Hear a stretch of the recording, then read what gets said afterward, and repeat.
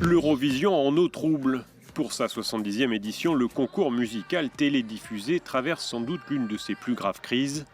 L'émission, qui doit se dérouler à Vienne, en Autriche, en mai, a déjà connu la défection de 5 pays participants.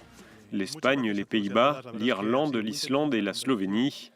C'est désormais un collectif d'artistes, dont le rappeur Macklemore, le groupe de trip-hop Massive Attack ou les Irlandais de Niqab, qui appellent au boycott. Leur collectif No Music for Genocide conteste la participation d'un artiste israélien dans l'émission. En tant que musiciens et travailleurs culturels, nous refusons que l'Eurovision soit utilisée pour blanchir et normaliser le génocide, le siège et l'occupation militaire brutale des Palestiniens par Israël. L'Espagne, en désaccord avec les autres pays organisateurs, avait annoncé son retrait en décembre dernier. C'est la première fois qu'elle ne diffusera pas le concours de chansons depuis 1961.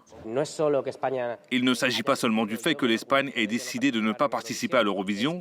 Je suis fier de cette décision, mais j'espère faire tout ce qui est en mon pouvoir pour que les responsables de ce génocide soient traduits devant un tribunal international.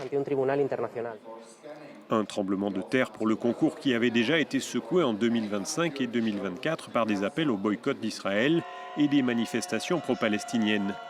Le vainqueur en 2024, le Suisse Nemo, avait d'ailleurs décidé de rendre son trophée l'an dernier pour protester contre la présence d'Israël au concours.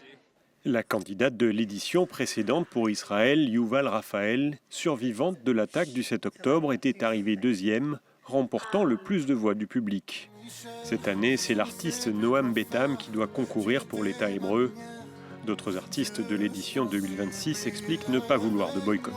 Il y a tellement de mauvaises choses dans le monde et nous ne devons pas les ignorer. Mais je pense que la scène de l'Eurovision n'est pas le bon endroit pour discuter de politique parce que c'est à propos de la musique. Il s'agit de se rassembler, de paix et d'amour. Et la musique doit connecter les gens. L'émission doit se dérouler du 12 au 16 mai à Vienne sous haute sécurité.